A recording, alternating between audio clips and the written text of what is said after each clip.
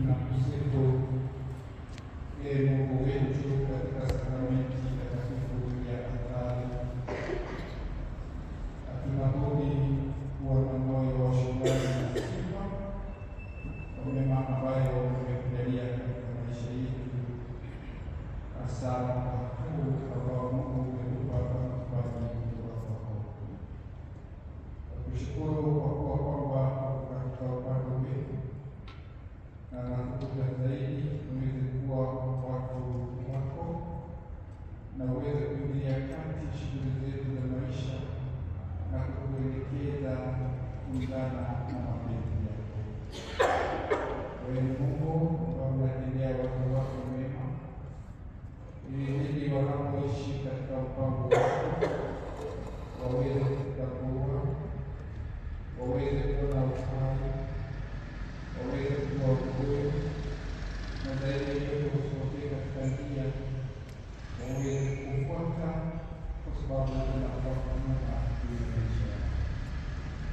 Ndiposa katika hili mbele yako katika mwezi huu ambao Mungu wetu umetupa ili tuweze kuishi mapenzi yako.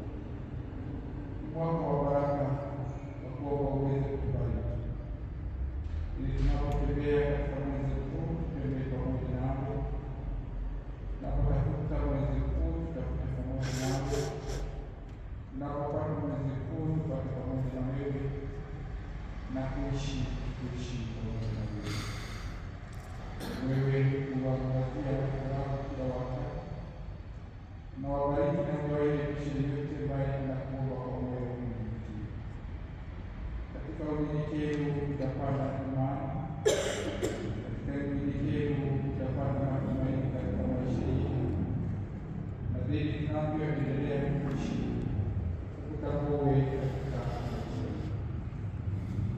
Nakuomba uweze kupokea sala za kila mmoja wetu, uweza kuangalia mahitaji yetu ya kibinafsi, uweza kubariki familia zetu na kazi ambazo Mungu wetu mikono yetu inatenda, uweze kuzaa matunda kwa utukufu wa jina lako.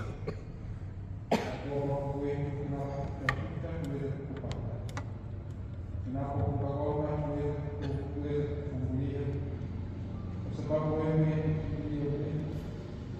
Tunakutambua kama Emanueli, Mungu kati ya watu wake, na hali zote tunapokuja kwako unatupenda tulivyo. Nakuomba uendelee kuingilia kati shughuli za kila mmoja wetu, ili katika hali hiyo tuweze kutambua na tuwe tunatamani kuishi katika haki zako. Weza kupokea maombi ya kila mmoja wetu na kuyajibu